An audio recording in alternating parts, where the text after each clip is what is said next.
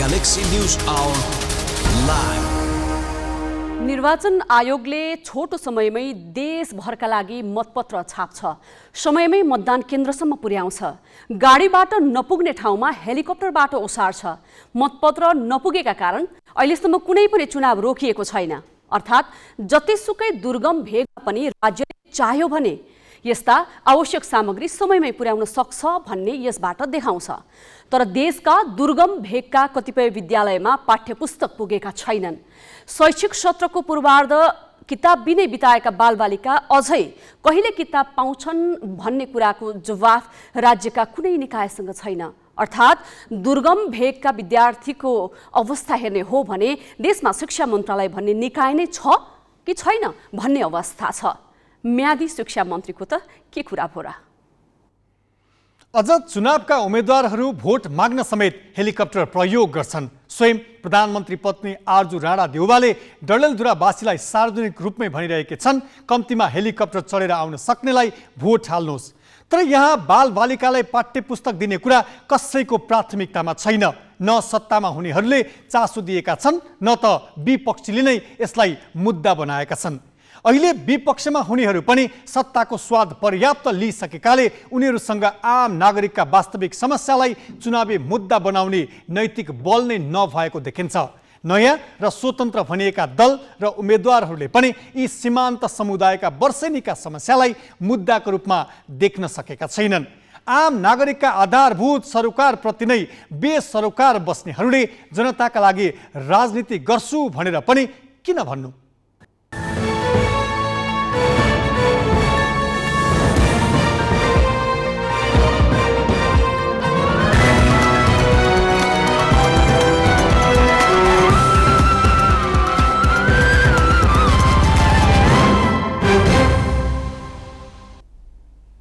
नमस्कार, यो हो गैलेक्सी न्यूज आवर। अब हेडलाइन्स।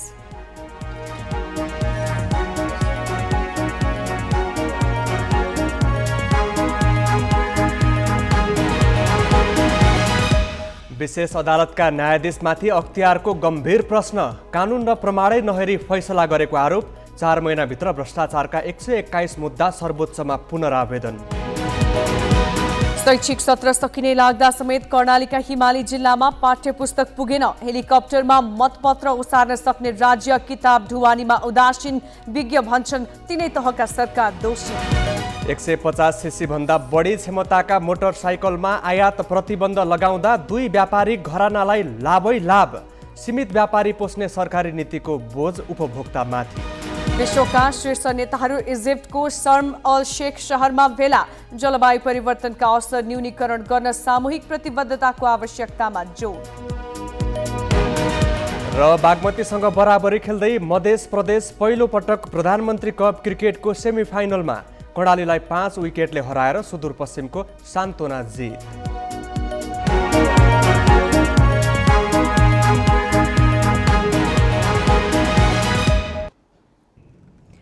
आसन्न मङ्सिर 4 गते हुने प्रतिनिधि तथा प्रदेश सभा सदस्यको निर्वाचनका लागि कर्णालीका हिमाली जिल्लामा हेलिकप्टर मार्फत मतपत्र सहितका निर्वाचन सामग्री पुगिसकेको छ। मतपत्र समयमै पुग्ने कर्णालीका मुगु, डोल्पा, हुम्ला र कालीकोटमा शैक्षिक सत्र सुरु भएको 9 महिनासम्म पनि पाठ्यपुस्तक भने पुग्न सकेको छैन। कर्णालीका हिमाली जिल्लामा नियमित पठन पाठन सुरु भएको 9 महिना भयो। यो बीचमा मुलुकमा एउटा निर्वाचन भयो, अर्को मुखैमा छ। सबैको दिनचर्या पूर्ववत रूपमै चलेको थियो। तर निर्वाचनको यो वातावरणले भने कर्णालीवासीको मन खलबल्यायो। लामो समयदेखि यातायातको असुविधाले पुस्तक पाउन नसकेको बुझेका कर्णालीवासी निर्वाचनका समय धमाधम ओसारिएका मतपत्र देखेर भने विक्षिप्त बने। विद्यार्थी अझै पाठ्यपुस्तक बिना नै विद्यालय जान बाध्य छन्। नेताहरू त आएर घर घर भोट माग्नुहुन्छ, अनि त्यसै अहिलेसम्म किताबहरू हाम्रो आउँदै आएको छैन। पढाइ रोकिरहेको छ, अनि धेरै भइसक्यो किताब नआएको। पुरानै किताबबाट हामीले पढिरहेको छौँ, अनि त्यही त हो। अनि पुरा किताबहरू नआउँदाखेरि के समस्या कस्तो छ तपाईँहरूलाई? कस्तो शिक्षा कुनै सब्जेक्टको हामीहरू बुकबाट के मोबाइलबाट सरहरूले ल्याएर पढाउनुहुन्छ कुनै, अनि हामी पुरानै किताबबाट पढ्छौँ। हामीहरूलाई किताब नआउँदाखेरि चाहिँ अब पढाइमा धेरै बाधा आएको छ। हुँदा अब नेताहरूको चाहिँ पम्फुलेट अनि मतपत्रहरू सबै आइसके, तर हामी दुर्गम क्षेत्रको विद्यार्थी भएर हो कि किन हाम्रो चाहिँ यहाँ अहिलेसम्म किताब पनि पुगेको छैन र हामीलाई नजिकै अब आउने चैतमा आउने यासीको अनि कसरी दिने भनेर हामीलाई डर लागिरहेको छ। विद्यार्थीका लागि पाठ्यपुस्तक पुर्याउन नसकेको सरकारले मतपेटिका, मतपत्र लगायतका निर्वाचन सामग्री हेलिकप्टरबाटै पुर्याइरहेको छ। राजनीतिक दलहरूको घोषणापत्र र प्रचार सामग्री पनि पुगिरहेकै छन्, तर पुस्तक नपुग्नुको कारण अभिभावकले पनि अझै खुट्याउन सकेका छैनन्। अब के भन्ने, अब नेताहरू आफ्नो काम पढेपछिमा घोषणापत्र ल्याएर घर घर आउँछन्, घर घर धाउँछन्। अब त्यत्तिकै स्कुलको बच्चोलाई एक विषय आउँछ, एक विषय अनि कापी आउँदैनन्, कोही विषय आउँदैन, कोही विषय आउँछ, त्यही पनि अपुग ल्याउँछन्, पुगेन भन्छन्, बजेटै पुगेन भन्छन्, रकमै पुगेन भन्छन्। अब यो घोषणा पत्रको लागि त बजेट पुग्छ, रकम पुग्छ, हरेक कुराहरू पुग्छ। बालबच्चाको किताब पिराउँछु, अरे खाजा पिराउँछु, अक्को पिराउँछु भन्ने त घोषणा पत्र गर्छन्, तर भाषा हुन्छ, बोल्छन्, तर काम पुर्याएको छैन। हेर्नुहोस्, तर बालबच्चाको किताब पुगे पनि कहिले 4-5 महिनापछि भर्ना भइसक्यो, 4 महिनापछि वर्षपछि आउँछ। त्यति आए पनि आधा विषयको आउँछ, आधा विषय आउँदैन, आधा विषय नआएको पढाइ छुट हुन्छ, सबै विषय पुरा पढाइ हुँदैन। हेर्नुहोस् है, कक्षा 4, 7 र 9 को नयाँ पाठ्यक्रम भएकाले ती कक्षाको पढाइ प्रभावित बनिरहेको छ। अन्य कक्षामा शिक्षकले पुराना पुस्तकबाटै काम चलाइरहेका छन्। कर्णाली प्रदेशका हिमाली जिल्लामा फागुनदेखि नै नयाँ शैक्षिक सत्र सुरु भएको हो। अन्तिम परीक्षा लेख्ने तयारीमा रहेका विद्यार्थी पाठ्यपुस्तक विहीन छन्।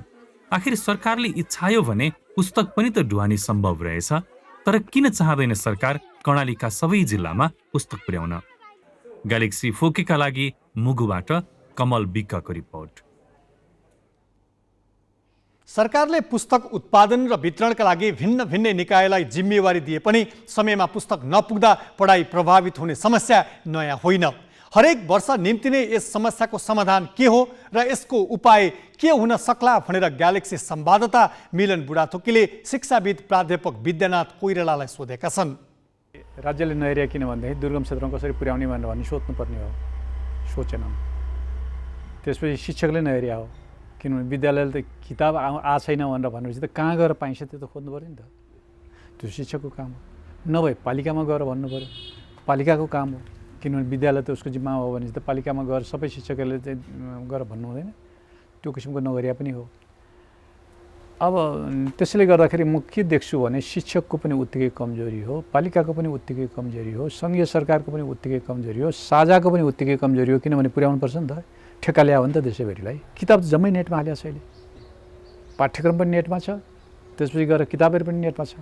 नेटमा किताब छ भनेर भन्छ, नेट चलाउन त शिक्षक सिपालु भएको छन्। त फेसबुकमै किताब हाल्न सकिन्छ, त्यहीँ पनि किताब खोज्न सकिन्छ भन्ने किसिमको उपाय पनि त हो होइन। डाटै चलाएर भने पनि त त्यो डाटाको निम्ति पैसा चाहियो भने पालिकासँग मागे पनि हुन्छ, पैसा त छ नि त्यहाँ, समस्या होइन। ल त्यति गर्न पनि सकिएन, ल पालिकामा गए पनि हुन्छ। किनभने पालिका यस्तो छ जहाँ वाइफाई सुविधादेखि लिएर सारा सुविधा छ, त्यहीँ गएर डाउनलोड गर्नु मिल्दैन। डाउनलोड गरिसकेपछि एक कपी राख्ने, शिक्षकको कपी हो त्यो, विद्यार्थीलाई चाहिएन। विद्यार्थीलाई त के भने त्यो किताबबाट के कुराकानी गर्ने हो, मेरो सन्दर्भमा के भन्छ भनेर भनौँ न। पालिकाले त सोचाउनुपर्छ नि, पालिका जिम्मेवार होइन र? किनभने संविधानको अनुसूची 8ले त पालिकालाई जिम्मेवार बनाएको छ नि त। यदि जिम्मेवारी लिने हो भने पालिकाले त्यो सोध्नु पर्दैन। पालिकामा त त्यहाँ प्रशासकीय अधिकृत जो मान्छे जानुहुन्छ ती मान्छे भने त ठुलै मान्छे हुन् नि। विद्यार्थीहरूलाई ल तिमीलाई चाहिएको किताबहरू चाहिँ त्यहाँबाट लिने, पालो पालो मिलाएर पढ्ने भनेर भन्नु मिल्दैन। किनभने हुम्ला सुम्ला आदि इत्यादि दुर्गम क्षेत्रको बस्तीको विशेषता हाम्रो यो पहाडमा बिच पहाड छ नि त्यो जस्तो होइन। बिच पहाडमा चाहिँ एउटा घर एकातिर अर्को घर एकातिर छ, तर हुम्ला जुम्ला कालीकोट आदि इत्यादि सुर्खेततिरको बस्तीको स्टाइल के हो भनेदेखि जहाँ बस्ती छ झुरुप्पै छ। त्यो झुरुप्पो बस्ती भइसकेपछि त्यहीँ एक ठाउँमा त केटाकेटीहरूले त मिल्छ नि त। यो तरिका गरिदिए के हुन्छ, त्यो बारेमा सोच्ने किसिमको कुरो चाहिँ होइन। यो चाहिँ म मान्छु कि शिक्षकलाई त्यसरी विकल्प छ है भन्ने बारेमा भनिदिने कोही पनि मान्छे भएन। सरकारका मान्छेहरूमा पनि त्यो बुद्धि छैन, मैले बुद्धि छैन नै भने। किनभने आफूलाई सरकार चलाउने भनेर भने पनि समयसँग चल्न जान्ने किसिमको चिन्तन छैन उनीहरूसँग। दुर्गमका सामुदायिक विद्यालयमा पुस्तक नपुग्नु भनेको सामान्य कमजोरी वा संयोग मात्र होइन, यो त राज्यका पदाधिकारीले गरेको बेइमानी हो, धोका हो र सीमान्त समुदायलाई गरेको हेपाहा व्यवहार हो। होइन भने हेलिकप्टर चढ्नेलाई मात्र भोट दिनुस् भन्न सक्नेले हेलिकप्टरमा भए पनि समयमै किताब पठाउँछु किन भन्न सक्दैनन्? अब केही न्यूज संक्षेपमा। विशेष अदालतका न्यायाधीशहरूले भ्रष्टाचार मुद्दामा कानून र प्रमाणै नहेरी एकपक्षीय फैसला गरेको भन्दै अख्तियार दुरुपयोग अनुसन्धान आयोगले गम्भीर प्रश्न उठाएको छ। विशेष अदालतका न्यायाधीशहरूले एकपछि अर्को गरी भ्रष्टाचार मुद्दामा फैसला गर्न थालेपछि अख्तियारले त्यसप्रति गम्भीर असन्तुष्टि जनाएको हो। खाद्य प्रविधि तथा गुण नियन्त्रण विभागले किनेका घुम्ती प्रयोगशाला सहितका गाडी खरिद प्रकरणमा विशेषको फैसला कमजोर र बदनियतपूर्ण रहेको निष्कर्ष निकाली अख्तियारले आज सर्वोच्चमा पुनरावेदन गरेको छ। विभागले किनेका 28 करोडका 4वटा गाडी काम नलाग्ने अवस्थामा रहेको 3वटा विज्ञ प्रतिवेदनको निष्कर्ष स्वीकार गरे पनि भ्रष्टाचार भन्न नमिल्ने भनी फैसलामा गरिएको तर्कलाई अख्तियारले स्वेच्छाचारी व्याख्या भनेको छ। यसअघि सिक्टा सिंचाई आयोजनामा 2 अर्ब 13 करोड रुपैयाँ भ्रष्टाचार दावी गरिएको मुद्दामा पनि विशेषका न्यायाधीशले अभियुक्तलाई जसरी पनि सफाई दिने उद्देश्यले कानूनको गलत व्याख्या गरेको अख्तियारले जनाएको थियो। गत साउन यता 4 महिनाभित्र अख्तियारले भ्रष्टाचार मुद्दामा विशेष अदालतले गरेका 121 फैसला विरुद्ध सर्वोच्चमा पुनरावेदन गरेको छ। विशेषका फैसलाप्रति असन्तुष्ट अख्तियारले पत्रकार सम्मेलन नै गरी सार्वजनिक रूपमै जानकारी गराउने जनाएको छ। निर्वाचनको व्यवस्थापन तथा सुरक्षा र अनुगमनका कार्यमा समन्वय बढाउन निर्वाचन आयोगले संयुक्त निर्वाचन सञ्चालन केन्द्र सञ्चालनमा ल्याएको छ। आयोगले निर्वाचन स्वच्छ, स्वतन्त्र, निष्पक्ष र भयरहित वातावरणमा सम्पन्न गराउनका लागि सहयोग पुर्याउन भनी आजबाट केन्द्र सञ्चालनमा ल्याएको हो। प्रमुख निर्वाचन आयुक्त दिनेश थपलियाले सामग्री र जनशक्ति व्यवस्थापन, सुरक्षा प्रबन्ध र अनुगमनको मिहिन विश्लेषण गरेर तत्काल सम्बोधन गर्नुपर्ने विषयमा निर्णयका लागि केन्द्र सञ्चालनमा ल्याइएको बताए। केन्द्रले मतदान स्थलसम्म सिधै र नियमित सम्पर्क राख्नेछ।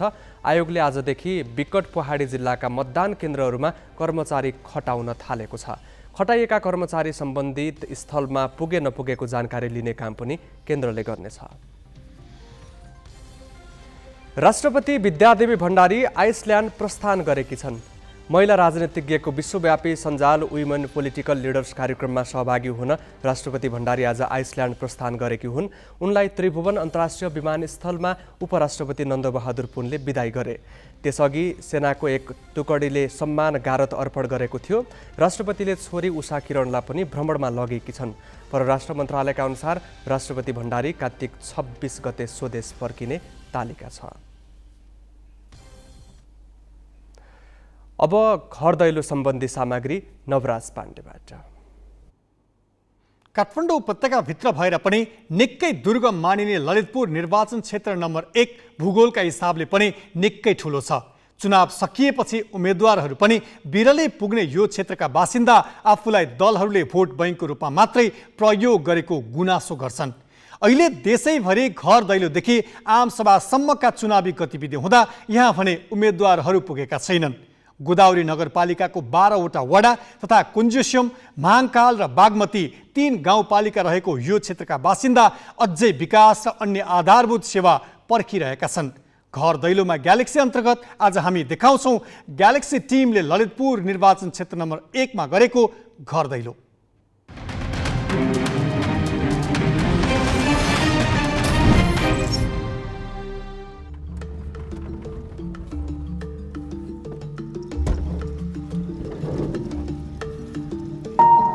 ललितपुरका 3वटा निर्वाचन क्षेत्रमध्ये अहिले हामी क्षेत्र नम्बर 1 मा आइपुगेका छौँ। क्षेत्र नम्बर 1 अन्तर्गतको यो कुञ्जेश्वम गाउँपालिकामा पर्ने हामी भारदेव गाउँ नजिक आइपुगेका छौँ।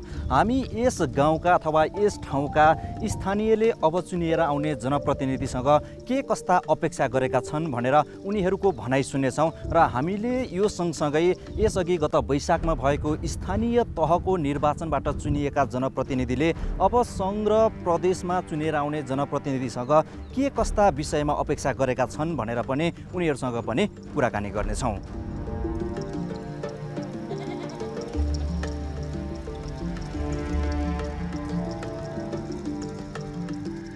राजनीतिक दल र उम्मेद्वार यतिखेर चुनावी सभा र घर दैलोमा व्यस्त छन्। तर यो ठाउँमा अहिलेसम्म कुनै दलका उम्मेद्वार पनि आइपुगेका छैनन्। आसन्न निर्वाचन र भारदेउ गाउँका समस्यालाई लिएर हामी अब स्थानीयसँग कुरा गर्छौँ। मेरो आशीर्वाद हो। कति उमेरको हुनुभयो? म त भइसक्यो अब 80 मा छु अब त। 80 छोयो भनेको धेरै पहिलादेखि भोट हाल्दै आउनु भएको छ। ए पहिलेदेखि नै हो। अनि भोट हाल्यो, नेतालाई जितायो, पठायो हैन? अनि उनीहरूले जितेर गएपछि अनि काम गर्दिएका छन्?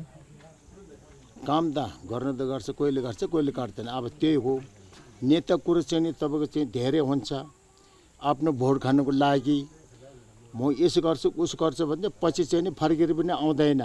कसरी नआउने, भोट माग्नु मात्रै आउने रहेछ। यो कुरो पनि तपाईँ हामीले जनताले पनि सोध्नु पर्यो। थोरै कुरा गरौँ है बा हामी।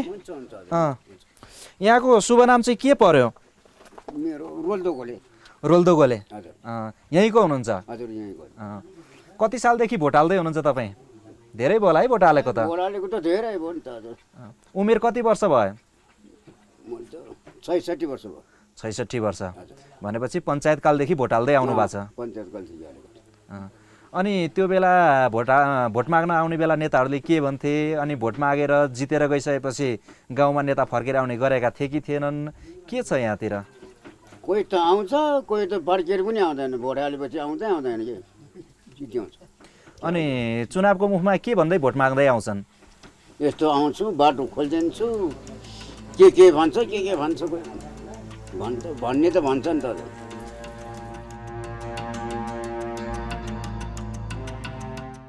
भूगोलका हिसाबले निकै ठूलो ललितपुर एक जिल्लाकै विकट क्षेत्र मानिन्छ।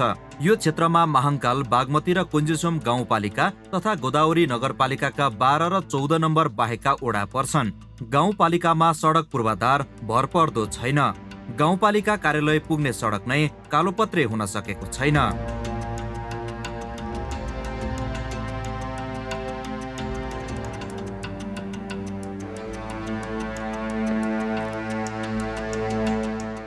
तपाईको नाम चाहिँ के होला? मेरो प्रकाश थिङ। प्रकाश थिङ। अब ललितपुर भनेका छन्, सेवा सुविधाका हिसाबले धेरै भनेका छन्। अब उतापट्टि बाक्लो बस्ती भएको ठाउँमा विकास पनि भएको छ। अब यतापट्टि हेऱ्यो भने पाखो बिरालो हैन, अब बस्न पनि गाह्रो देखिने ठाउँ छ। अब यसो के गर्दै हुन्थ्यो जस्तो सोच्नु लाग्छ तपाईँलाई? केही लाग्छ नेताहरूले के गर्दै हुन्थ्यो जस्तो? खै मलाई चाहिँ पानी शुद्ध, स्याउला दाउरा पत्तर शुद्ध पनि पैसा तिरेर ल्याउनु आउनुपर्छ सर महिनाको। अनि नेताहरू त ठुल्ठुला कुरा गर्छन् नि आएर होइन? म यस्तो गर्छु उस्तो गर्छु भन्छ उनीहरूले त। अनि उनीहरूले गर्छन् भन्नेमा कतिको विश्वास लाग्छ तपाईँलाई? भूगोलका हिसाबले निकै ठुलो मानिएको ललितपुरको निर्वाचन क्षेत्र नम्बर 1 मा जनसङ्ख्या भने निकै पातलो छ, बस्ती निकै पातलो छ। र यति हुँदै गर्दाखेरि अब मतदाताहरूलाई निर्वाचनका समयमा उम्मेदवार आउने र भोट दिनु भनेर भन्ने गरे पनि निर्वाचनपछि जितेर गइसकेपछि अब कुनै पनि विकास निर्माणका काममा त्यसै गरी जनअपेक्षा अनुसारको काम नगरेको भनेर स्थानीयले गुनासो अहिले पनि गर्न छोडेका छैनन्। भन्ज्याङमा स्थानीयसँग कुराकानी गरेपछि हामी कुञ्जेसोम गाउँपालिकाको कार्यालय पुग्यौं।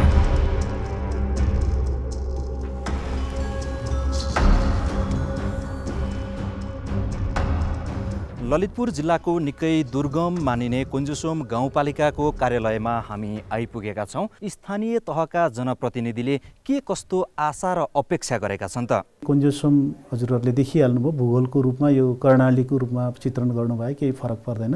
भूगोलमा हामी कर्णाली र यहाँको बारेमा त्यति धेरै फरक छैनौँ। यसलाई चाहिँ राजनीतिक रूपले, यसलाई दलगत रूपले भन्नुभन्दा पनि दक्षिण ललितपुरको समस्याको रूपमा कसरी गर्न सकिन्छ त्यसमा एकाकार गरेर जाने कुरामा मैले उठाएका विषयवस्तु र उहाँहरूसँगको राय सुझाव र सल्लाहको आधारमा हामी अगाडि बढेर दक्षिण ललितपुरलाई चाहिँ ललितपुरको कर्णाली त नभनौँ, अझ उपत्यकाकै कर्णाली रूपमा चिनिएको यो कर्णालीलाई अलि सुगम, सभ्य, राम्रो खालको विकसित एउटा पहाडै भएको चाहिँ पहिचान दिन सक्ने गरी जान्नको लागि मैले कार्यक्रम अगाडि बढाउँछु। उहाँहरूको सहयोग पनि मैले अपेक्षा गर्छु। यति भन्दै गर्दाखेरि अब प्रदेशमा भनेको स्थानीय तहसँग समन्वय गर्ने भूमिका रहन्छ। केन्द्रमा भनेको त ऐन कानुन बनाउने मुख्य जिम्मेवारी रहन्छ। ऐन कानुन बनाउँदाखेरि यस क्षेत्रलाई समेट्ने के कस्ता विषय चाहिँ समावेश गरे हुन्थ्यो जस्तो लाग्छ? यो अति महत्त्वपूर्ण प्रश्न यहाँले गर्नुभयो। मैले पनि अब यो अहिलेको वर्तमान नेपालको राजनीतिक हिसाबले भन्नुपर्दा अहिले केन्द्रीय राज्य सत्ताले, केन्द्रीय सरकारले भनेको सङ्घीय सरकारको रूपमा हामी गर्छौँ। यसले चाहिँ राष्ट्रको एउटा नीतिगत व्यवस्था गर्ने ठाउँ हो र त्यसलाई चाहिँ विकास निर्माण गर्ने थलोको रूपमा विकास गरिनु हुँदैन भन्ने मान्यतासँग म पनि सहमत छु। र केन्द्रीय नेतृत्वमा जानुहुने जो सङ्घीय सांसदको रूपमा चुनेर जानुहुने सांसदज्यूहरू मान्यज्यूहरू जो हुनुभए पनि यो दक्षिण ललितपुरको बारेमा उहाँहरूलाई पहिचान छ। यहाँको जनताहरूले साँच्चै भनौँ भने उपत्यकाको नाम लिएको नाताले अथवा ललितपुर जिल्ला भनेको नामले राज्यबाट पाउनुपर्ने न्यूनतम सुविधाबाट पनि वञ्चित छन्। सिंहदरबारले साँच्चै भनौँ भने ओहोर गर्दाखेरि आँखाले देख्नुपर्ने हो, तर यो सबै कुराबाट वञ्चित छ। यहाँको जनताहरू त्यहाँबाट पछाडि पारिएको छ र त्यो कुराको बारेमा चाहिँ केन्द्रीय सत्तामा अथवा त्यहाँ सङ्घीय संसदमा कुरा उठ्नुपर्छ र यही खालको विषयवस्तुको उठान गर्नुपर्छ साथीहरूले भन्ने कुरो नै मेरो पहिलो प्राथमिकता हुन्छ। बागमती र महाङ्काल गाउँपालिका कोइन्जोसोमभन्दा झनै विकट हुन्। यी विकट क्षेत्रका बासिन्दालाई यसअघिका निर्वाचन अघि उम्मेद्वारले अनेक आश्वासन बाँडेका थिए, तर आश्वासन मत तान्ने मेलो मात्र देखियो। सडकको दुरावस्थाले त्यही भन्छ। यहाँको जीविकामा पनि खासै सुधार आउन सकेको छैन। कोइन्जोसोमका अध्यक्षसँगको कुराकानी पछि हामी गोदावरी नगरपालिकाको लेले क्षेत्रतिर लाग्यौं।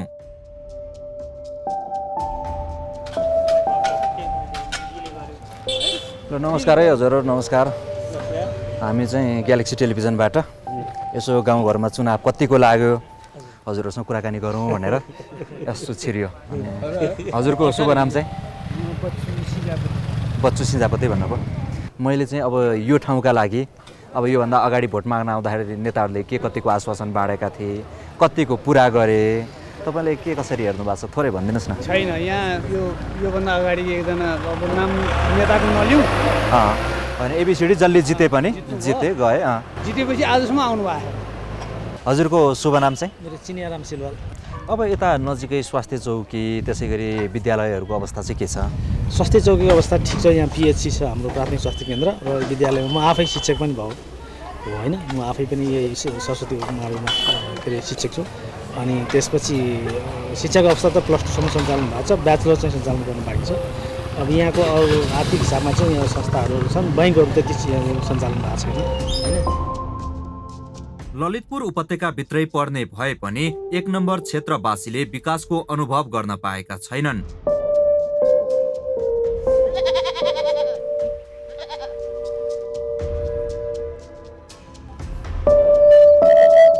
ग्यालेक्सी टेलिभिजनबाट हो होइन। अब यहाँतिरको चुनावी माहौल के कसो छ थोरै कुराकानी गरौँ भनेर आएको। तपाईँको शुभ नाम चाहिँ? मेरो नाम ईश्वरमान डङ्गोल। ईश्वरमान डङ्गोल। अब आउने जितेर आउने मान्छेले के कस्ता काम गर्दै हुन्थ्यो जस्तो लाग्छ तपाईँलाई? त्यही शिक्षा, स्वास्थ्य, अब भौतिक पूर्वाधारहरू भयो, बाटोघाटो, अब पानी, खानेपानीको समस्या छ। अहिले भर्खर बनिरहेछ, पिच बनिरहेछ, तर बाटोको चाहिँ अब पिच बनेर पनि मात्र काम भएन कि यो पिचलाई त जोगाउनु पऱ्यो नि। चुनावी गफ गर्न आएको हजुरहरूसँग अब कुराकानी गर्न मिल्ला नि? होइन होइन होइन हजुर बस्नु होइन होइन। अब हजुरहरू अलि नजिकै आउन, सँगै बसेर मजाले कुरा गरौँ। यो भयो भने होइन सबैका कुरा नि सुने नि, अनि पालै पालो परिचय गरौँ हामी। ग्यालेक्सी टेलिभिजनमा काम गर्छु, अनि अब यहाँको चुनावको माहौल के कस्तो रहेछ भनेर कुराकानी गरौँ भनेर आएको। थोरै अब नामबाटै सुरु गरौँ। हजुरको शुभ नाम चाहिँ? म विजय कुमार तामाङ, गोदावरी नगरपालिका 5 मनोकामना। हजुरको चाहिँ? म कमल थापा, गोदावरी नगरपालिका वडा नम्बर 5 थापा गाउँ। हजुरको चाहिँ? गोदावरी नगरपालिका वडा नम्बर 5। अनि अब यता गाउँघरतिर अब भोट हाल्ने दिन नजिकै छ, चुनाव कतिको लाग्यो तपाईँहरूलाई चाहिँ? चुनाव लागेको छ, अहिले चुनाव प्रचार लागेको छ। सबै पार्टीको यहाँ आउने जाने अब हजुर उमेरले नै पाएको भइसक्नुभयो, अब धेरै पहिलादेखिका अब व्यवस्थाहरू पनि भइसक्नुभयो। अब म 70 वर्ष भइसक्यो। चुनाव पनि जनतालाई बजाउने बाटो मात्रै हो। अब जो आए पनि अब आउने हो, अब यही एमाले र माओवादी काङ्ग्रेसमा प्रधानमन्त्री भएर आउने हुन्। यिनले त्यसको स्थिति कहाँ पुर्याइसके, खत्तम भइसके। मान्छे बुढो भएपछि बुद्धि पनि बुढो हुँदै जान्छ। किनकि खालि जनतालाई झुट्टो आश्वासन दिएको केही दिने होइनन्। अब तपाईँ पनि उमेरले पाको भइसक्नुभयो, धेरै व्यवस्था म 60 वर्षको हुँ। धेरै व्यवस्था अनुभवहरूले अब पाको हुँदै जानु भएको छ। अबको निर्वाचनपछि आउने प्रतिनिधिहरूले यो ठाउँका लागि के कस्ता पहल गर्दै हुन्थ्यो जस्तो लाग्छ? अब आउनेहरूले यस्तै जनताको तिरमर्काहरू होइन, कृषिहरूमा अब मल बिउहरू समयमा नआउने, अनि अब सिँचाइहरूको अनि बिउ बिजनहरू यी बाटोघाटो गरिदियो भने चाहिँ जनताहरूले चाहिँ त्यही नै अब कसो घर कसले आगो बाल्ने हो र त त्यही हो। त्यस्तो कुरो चाहिँ अपेक्षा राखेका छन्, त्यस्तो गरिदिउँ त्यस्तो गर्नु भन्ने चाहन्छन्। लेलेबासीसँग कुरा गर्दा गर्दै दिन ढल्कियो। ललितपुरका 3वटा गाउँपालिका कोन्जोसोम, बागमती र महाङ्काल सहित गोदावरी नगरपालिकाका केही वडा समेटेर निर्वाचन क्षेत्र नम्बर 1 तय भएको छ। यस निर्वाचन क्षेत्रमा स्वतन्त्र सहित 21 जना उम्मेद्वार चुनावी मैदानमा छन्। यसमा अझ रोचक त के छ भने अघिल्लो पटक 2074 मा भएको निर्वाचनमा प्रतिस्पर्धामा उत्रिएका नेपाली कांग्रेसका उदय शमशेर राणा र नेकपा एमालेका नवराज सिलवाल पनि अहिले चुनावी मैदानमा छन्। यसअघिको निर्वाचनमा सिलवालले 26,000 भोट ल्याएर विजयी भएका थिए भने राणाले 20,000 मत ल्याएका थिए। 74 को निर्वाचनमा एमालेका उम्मेद्वार सिलवाललाई नेकपा माओवादी केन्द्रको पनि समर्थन थियो। त्यो बेला नेकपा एमाले र माओवादी केन्द्रले गठबन्धन गरेका थिए। अहिले भने ठिक उल्टो भएको छ। राणालाई नेकपा माओवादी सहित सत्ता गठबन्धनमा रहेका दलको समर्थन रहेको छ। यी दुई उम्मेद्वार बीचको प्रतिस्पर्धा नै रोचक हुने यहाँका स्थानीयले बताएका छन्। क्यामेरामा सुशील बास्कोटाका साथ बासु खड्का, लेले, ललितपुर।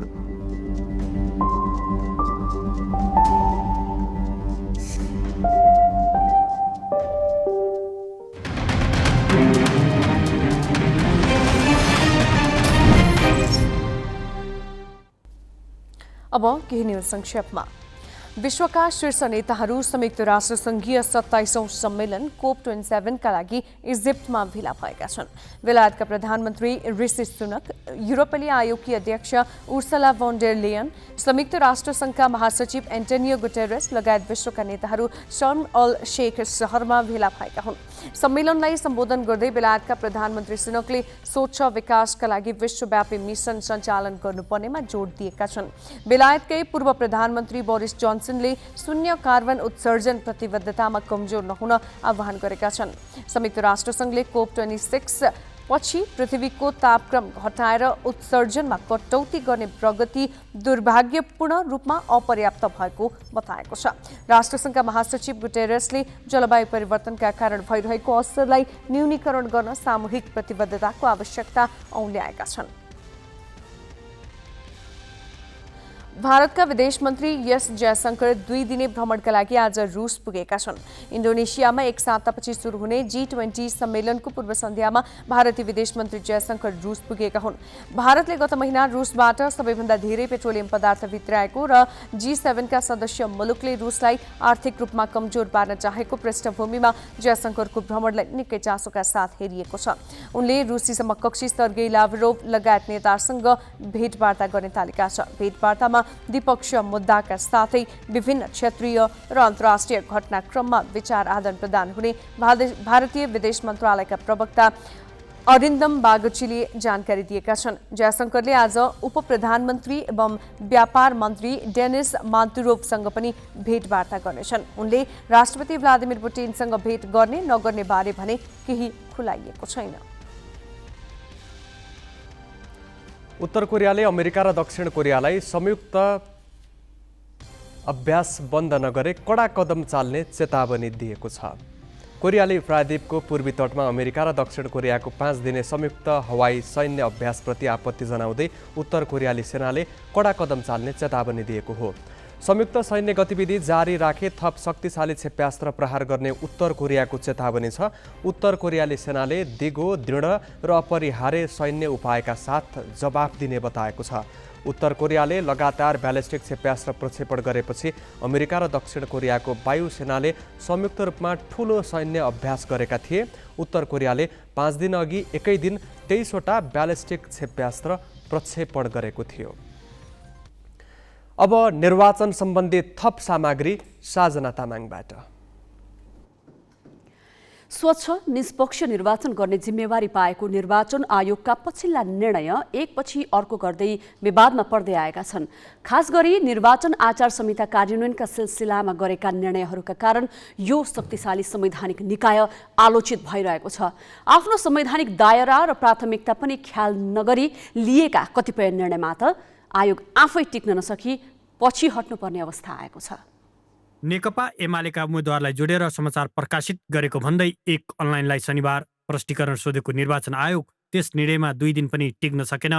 सामाजिक सञ्जाल र विभिन्न संस्थाबाट व्यापक विरोध भएपछि ऊ पछि हटेको हो। यस्तै सामाजिक सञ्जालमा चर्चामा रहेको नो नट अगेन अभियानलाई बन्द गर्न दिएको निर्देशन पनि कार्यान्वयन गर्न नसक्ने अवस्थामा आयोग पुगेको छ।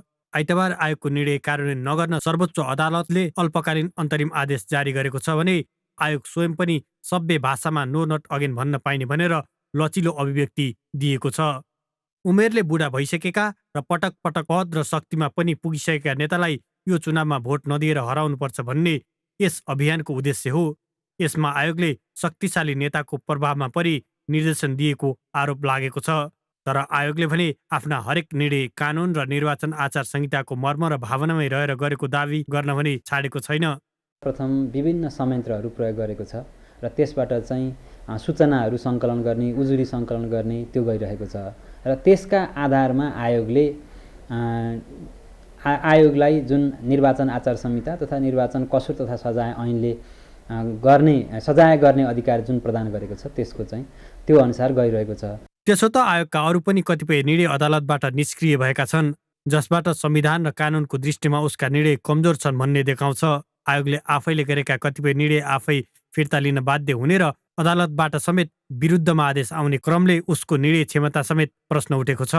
आफ्नो मन लाग्दै किसिमबाट आयुक्तहरूले काम गर्ने, व्यवहार गर्ने, पत्रचार गर्ने, निर्णय गर्ने पद्धतिहरू विकसित हुँदै गएको छ र त्यसले गर्दा समष्टिगत रूपमा निर्वाचन आयोग विवादमा परेको छ। आफ्नो व्यक्ति, आफ्नो पार्टी अथवा आफ्नो सम्बन्धित व्यक्तिलाई हेरेर कुनै निर्णय गर्ने कसैले पनि मिल्दैन। निर्वाचन आयुक्त, कुनै आयुक्तहरू अथवा प्रमुख निर्वाचन आयुक्तले त्यसरी काम गर्दा निर्वाचन आयोग विवादमा परेको छ र निर्वाचन आयोगप्रति जनताको भावना, जनताको विश्वास गुम्न थालेको छ। स्थानीय तहको निर्वाचनदेखि नै केही दलहरूले निर्वाचन आयोगको कार्यक्षमता र शैलीमा प्रश्न उठाउँदै आएका छन्। खास गरी ठूला दल र शक्तिशाली नेताका उल्लङ्घनमा कठोर निर्णय लिन नसक्ने, बरु उनीहरूलाई नै सुविधा पर्ने गरी निर्णय र निर्देशन गरिरहेको मुख्य आरोप आयोगले खेपिरहेको छ। यस्ता आरोप र आशंकालाई चिर्न नसक्ने हो भने उसको संवैधानिक शक्ति र शाखा थप क्षयीकरण हुनेछ। क्यामेरामा सुशील बास्कोटाका साथ अङ्गराज नेउपाने, ग्यालेक्सी फोके, काठमाडौँ।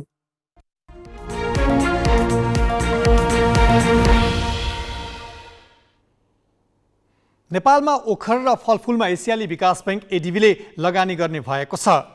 नेपालको पहाडी क्षेत्रमा ओखर र फलफुल खेतीका लागि वित्तीय लगानी गर्ने सम्बन्धमा सरकार र एडिबी बीच सम्झौता भएको छ। आज अर्थ मन्त्रालयमा आयोजित समारोहमा अर्थ सचिव कृष्णहरि पुष्कर र एडिबीका नेपाल निर्देशक अर्नोड काउकिसले सम्झौतामा हस्ताक्षर गरे। सम्झौता अनुसार एडिबीले करिब 7 अर्ब 79 करोड सहुलियतपूर्ण ऋण र 1 अर्ब 30 करोड रुपियाँ अनुदान दिनेछ। सरकारले करिब 1 अर्ब 88 करोड लगानी गर्नेछ। प्रदेश 1, बागमती, गण्डकी, कर्णाली र सुदूरपश्चिममा 10,000 हेक्टरमा ओखर र फलफुलका बोट बिरुवा लगाउने भनिएको छ। यसबाट करिब 30,000 घर परिवार लाभान्वित हुने मन्त्रालयले जनाएको छ।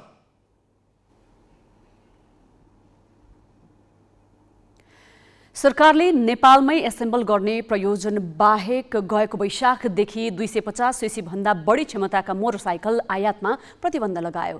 आयातमा असारदेखि अझै कडाई गरियो। 150 सीसी भन्दा माथिका मोटरसाइकल तथा स्कुटर आयातमा रोक लगाइयो। विदेशी मुद्राको ढुकुटी जोगाउन भनेर लगाइएको प्रतिबन्धले 2वटा व्यावसायिक घरानाले मनग्गे कमाउन पाएका छन्। उपभोक्ता आफ्नो रोजाइका सामान किन्नबाट वञ्चित भएका छन्। तपाईले 150 सीसी भन्दा बढी क्षमताका मोटरसाइकल वा स्कुटी किन्न खोज्नुभयो भने अहिले बजारमा पर्याप्त विकल्प छैन। बजाज र टिभीएस बाहेक अरू ब्रान्डका मोटरसाइकल अहिले बजारमा निकै कम पाइन्छ। 150 सीसी भन्दा माथिका मोटरसाइकल आयातमा लगाइएको प्रतिबन्धको अवधि पछिल्लो पटक मङ्सिर मसान्तसम्म लम्ब्याइएको छ। त्यसपछि प्रतिबन्ध हटाइयो भने पनि एलसी खोलेर मोटरसाइकल ल्याउन कम्तीमा माघ फागुन पर्खनु पर्ने हुन्छ। 2 वर्ष यता सबैभन्दा धेरै मोटरसाइकल बेच्ने अवस्थामा पुगेको बजाजले भने हालसालै महँगा मूल्य र बढी क्षमताका 2 नयाँ मोडलका मोटरसाइकल सार्वजनिक गरेको छ। बजाजले भारतबाट बाक्सामा पाटपुर्जा ल्याएर नेपालमै एसेम्बल अर्थात् जोडजाड गर्छ। नेपाल उद्योग वाणिज्य महासङ्घका अध्यक्ष शेखर गोल्छाले बजाजको मोटरसाइकल एसेम्बल गरेर बेच्छन्। टिभीएस ब्रान्डका मोटरसाइकल तथा स्कुटर गोल्छाकै सबैभन्दा दरिलो व्यावसायिक साझेदारी शङ्कर समूहले नेपालमै एसेम्बल गर्दै आएको छ। विदेशी मुद्राको सञ्चित जोगाउने नाममा 150 सीसी माथिका मोटरसाइकलको आयातमा प्रतिबन्ध लगाएर सरकारले 2 व्यावसायिक घरानालाई पोस्ने काम गरेको छ।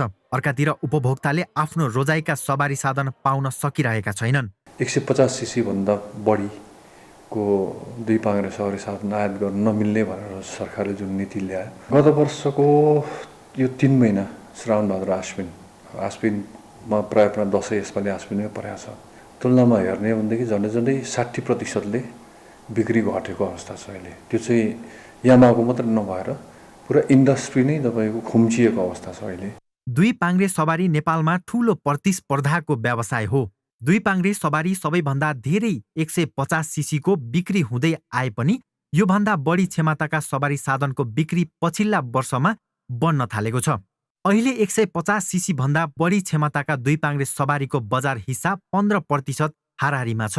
नेपालमा एसेम्बलका नाममा 2 वटा व्यावसायिक घरानाले फाइदा उठाइरहँदा उपभोक्ताले भने लाभ पाउन सकेका छैनन्। एसेम्बल नेपालमा गरेकै भरमा सामान सस्तो पाइने होइन।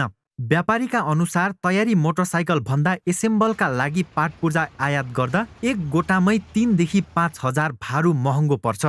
प्याकेजिङको लागतका कारण पाटपुर्जा आयात झनै महँगो पर्छ। थोरै कम्पनीले मात्रै यस्ता पाटपुर्जा ल्याउने भएकाले केही हदसम्म आयात निरुत्साहित भने भएको छ। यसको अर्को राम्रो प्रभाव भने नेपालमा बढी बिक्री हुने सबैजसो ब्रान्डका एसेम्बल उद्योग स्थापना हुन थालेका छन्। यो रफ्तार बढ्नुको मुख्य कारण एसेम्बल उद्योगलाई दिएको कर छुट हो। साथै प्रतिबन्धले पनि यसलाई सघाएको छ।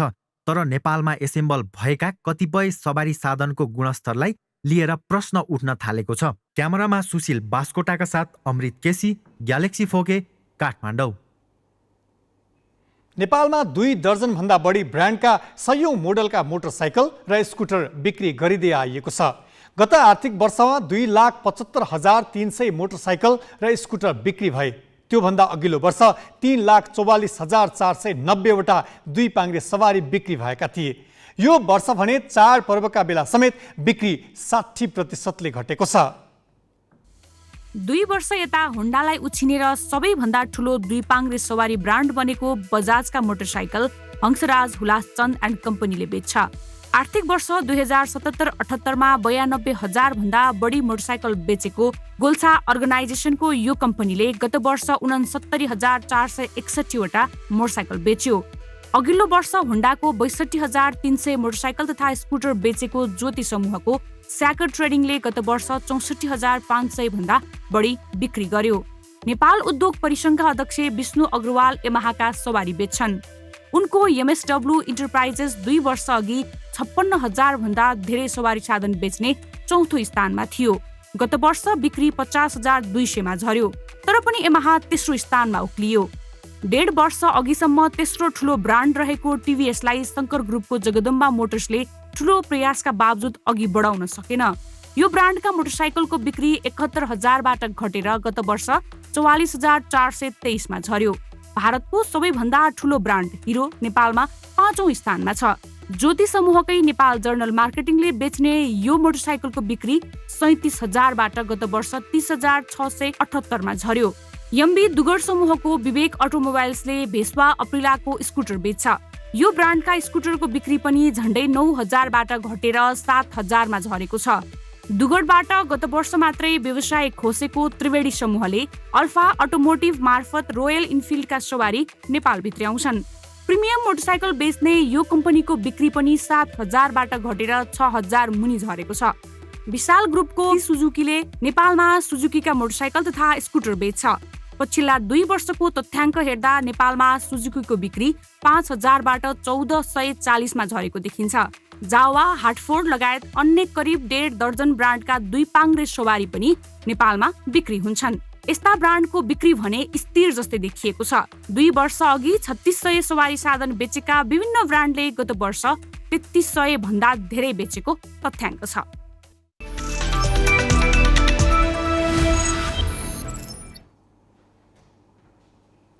मध्य प्रदेश प्रधानमन्त्री कप 1 दिवसीय राष्ट्रिय क्रिकेट प्रतियोगिताको सेमी फाइनल पुगेको छ।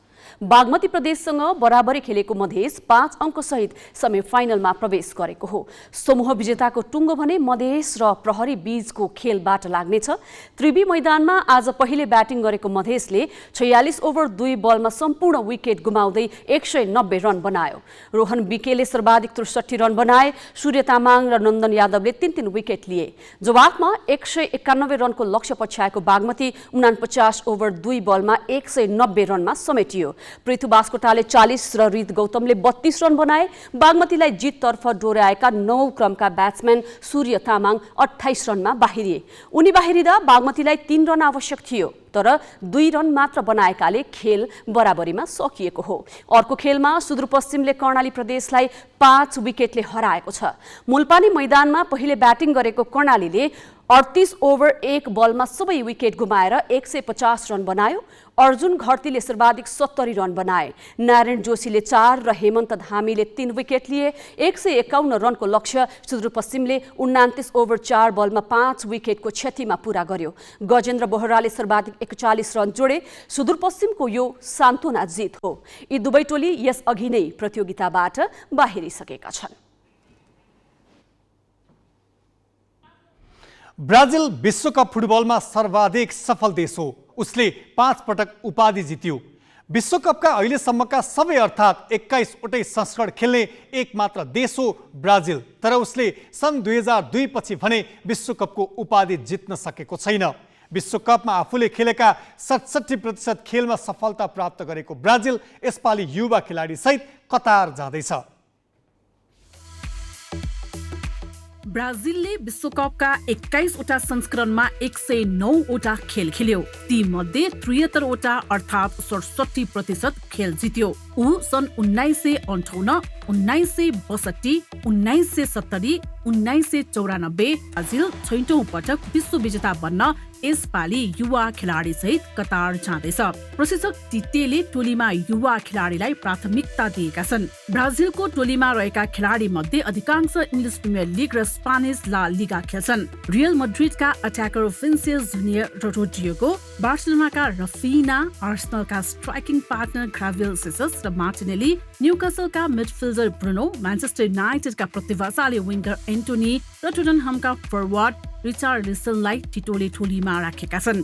यी सबै खेलाडी 25 र त्यसभन्दा कम उमेरका हुन्। क्लब स्तरीय खेलमा उत्कृष्ट प्रदर्शन गर्दै आएका यी खेलाडीको साथले प्रमुख स्ट्राइकर नेमारलाई दबाव कम हुने प्रशिक्षक टिटेको ठम्याइ छ। नेमार टोलीका सबैभन्दा महत्त्वपूर्ण खेलाडी हुन्। उनको यो सिजन शानदार रह्यो। युरोपका प्रमुख 5 लिग खेल्ने खेलाडी मध्ये उनी सर्वाधिक गोल र असिस्ट गर्ने खेलाडी हुन्। यो पटक विश्वकपमा 26 खेलाडीको टोली बनाउन दिइएको छ। 5 खेलाडी सब्स्टिट्युट गर्न पाइनेछ। टिटेसँग फरवार्डमा पर्याप्त खेलाडी छन्। पीएसजीका मार्किनोस, चेल्सीका थियागो सिल्भा र रियल मड्रिडका इडरले ब्राजिलको डिफेन्सलाई निकै सशक्त बनाएको छ। सिरिएमा उत्कृष्ट डिफेन्डरको अवार्ड पाएका ब्रेमर पनि ब्राजिलको टोलीमा छन्। विश्वकै उत्कृष्ट गोलकिपर मानिने एडरसन र लाइसन पनि ब्राजिलकै हुन्। तुलनात्मक रूपमा फुल ब्याकमा भने ब्राजिल केही कमजोर देखिन्छ।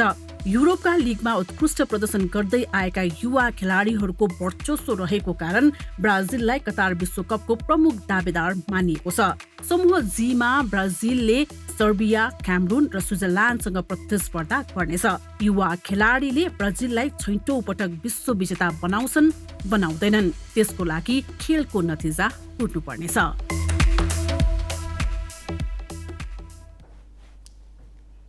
हामी ग्यालेक्सी न्यूज आवरको अन्तमा छौं। जाँदै जाँदै हेडलाइन्स।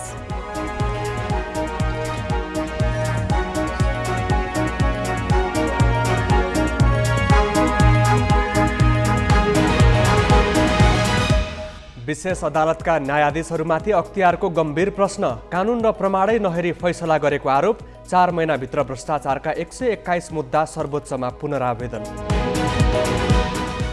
शैक्षिक सत्र सकिने लाग्दा समेत कर्णालीका हिमाली जिल्लामा पाठ्यपुस्तक पुगेन। हेलिकप्टरमा मतपत्र ओसार्न सक्ने राज्य, किताब ढुवानीमा उदासीन। विज्ञ भन्छन् तिनै तहका सरकार दोषी। 150 सीसी भन्दा बढी क्षमताका मोटरसाइकलमा आयात प्रतिबन्ध लगाउँदा दुई व्यापारिक घरानालाई लाभै लाभ। सीमित व्यापारी पोस्ने सरकारी नीतिको बोझ उपभोक्तामाथि। विश्वका शीर्ष नेताहरू इजिप्टको शर्म अल शेख सहरमा जलवायु परिवर्तनका असर न्यूनीकरण गर्न सामूहिक प्रतिबद्धताको आवश्यकतामा जोड। र बागमतीसँग बराबरी खेल्दै मध्य प्रदेश पहिलो पटक प्रधानमन्त्री कप क्रिकेटको सेमिफाइनलमा कर्णालीलाई 5 विकेटले हराएर सुदूरपश्चिमको सान्तोना जित।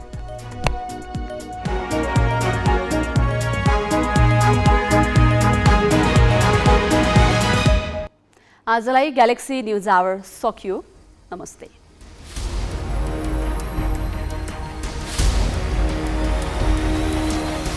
This is Galaxy News Hour Live.